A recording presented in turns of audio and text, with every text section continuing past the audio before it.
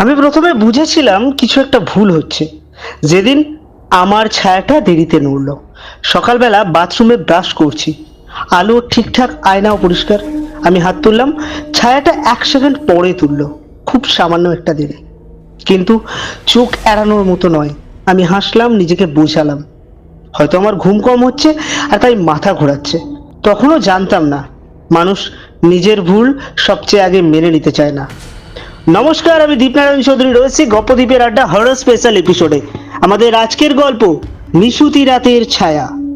আগের দুটো গল্প কেমন লেগেছে অবশ্যই কমেন্ট করে জানাতে ভুলবেন না, আর আজকের গল্প কেমন লাগলো সেটাও জানাতে ভুলবেন না।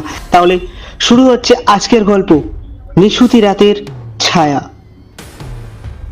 এই ফ্ল্যাটে আমি একাই থাকি, 8 তলার শেষ প্রান্তে। পাশে ফ্ল্যাটটা খালি। রাতে লিফটের শব্দ শোনা যায়, কিন্তু দরজা খোলে না। এটা হয়তো প্রথমে আমি স্বাভাবিক ধরে নিয়েছিলাম। সমস্যা শুরু হলো রাতগুলোতে। ঠিক রাত 2:48 ছায়াটা আর আমার মতো থাকতো না। আমি বসে থাকলে ছায়াটা দাঁড়িয়ে থাকতো। আমি নড়াচড়া থামিয়ে দিলে সেই ছায়াটা যেন নিজের মতো করে শ্বাস নিত। একদিন সাহস করে আলো নিভিয়ে দিলাম। অন্ধকারে ছায়া থাকার তো কথা নয়, কিন্তু দেওয়ালে তখনও কিছু একটা ছিল, আরো ঘন, আরো কালো। মনে হচ্ছিল অন্ধকারের ভিতরে অন্ধকার জমে রয়েছে। সেই রাতে প্রথম শব্দটা পেলাম, খুব কাছ থেকে, ফিসফিস, কিন্তু কোনো ভাষা নয়, শুধু আমার নামের মতো উচ্চারণ, পার পার। পরের দিন সকালে অফিসে গিয়ে দেখলাম সবাই আমাকে অদ্ভুত চোখে দেখছে। সহকর্মীরা জিজ্ঞাসা করলো, কাল রাতে তুই কেন এসেছিলি? অথচ আমি সেখানে যাইনি।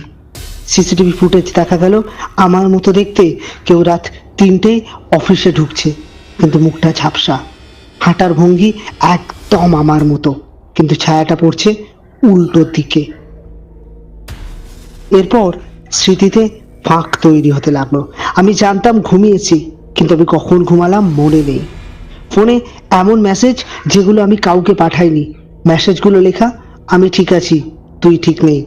হাতের লেখা খাতা ভরে উঠছে এমন বাক্যে যেগুলো পড়তে আমার নিজেরই গা শিউরে উঠছে, কিন্তু সেগুলো আমার চিন্তা নয়, যেগুলো আমার ভাবনা নয়, যেগুলো আমি কাউকে কোনোদিনও বলিনি। এক রাতে হঠাৎ করে ঘুম ভাঙলো একটা ভারী নিঃশ্বাসের শব্দে।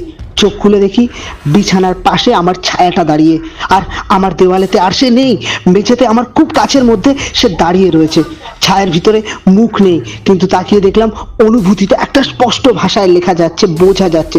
সে ধীরে ধীরে বলল, তুই শুধু শরীরটা, আমি জেগে থাকি। আমার গলা দিয়ে শব্দ বেরোলো না, মনে হলো অনেকদিন ধরে কেউ আমার ভিতর থেকে আমাকে দেখছে। আমি আয়নার সামনে এসে দাঁড়ালাম। প্রতিটা বিম্ব আমার দিকে তাকিয়ে চোখ ফেললো, কিন্তু আমি তো চোখ ফেলিনি। সে বলল, তুই ক্লান্ত, এবার আমার পালা। আলো ঝাপসা হয়ে এলো। মাথার ভিতরে চাপা শব্দ, যেন দরজা বন্ধ হয়ে যাচ্ছে এরকম একটা আওয়াজে কান ফেটে গেল। ভোর রাতে প্রতিবেশীরা পুলিশ ডাকলো। ফ্ল্যাটের ভিতরে আমি চুপচাপ দাঁড়িয়েছিলাম আয়নার সামনে। পুলিশ বলল আমি নাকি 3 দিন ধরেই একটাই কথা বলে যাচ্ছি। আয়নায় কোনো ছায়া নেই, শুধু দেওয়ালে একটা অদ্ভুত দাগ, দুজন মানুষের মুখোমুখি দাঁড়িয়ে থাকার, কিন্তু একজনের পা নেই। আমি আজও জানি না আমি এখন কে। শুধু এইটুকু জানি, আমি যখন ঘুমাই কেউ জেগে থাকে, সে আমার ছায়া নয়। অনেকদিন ধরেই সেই মানুষটা হয়তো অপেক্ষা করছিল। আজকের গল্পটা কেমন লাগলো অবশ্যই জানাতে ভুলবেন না। আর আপনারাও যদি আপনাদের সাথে ঘটে যাওয়া কোনো অলৌকিক ঘটনা এরকম ভাবে ঘটে থাকে, তাহলে অবশ্যই আমাদের মেল করতে পারেন। কমেন্ট বক্সে আমাদের মেল আইডি দেওয়া রয়েছে, আমাদের লিখে জানাবেন। আমরা আপনার গল্পটা তুলে ধরবো আমাদের এবং আপনার দর্শকদের সামনে। দেখা হচ্ছে পরের একটা এপিসোডে। আজকের ভিডিওটা কেমন লাগলো জানাতে ভুলবেন না। ভালো থাকুন, সুস্থ থাকুন, আর অবশ্যই আমাদের YouTube channel I am the দ্বীপ ফলো করতে ভুলবেন না।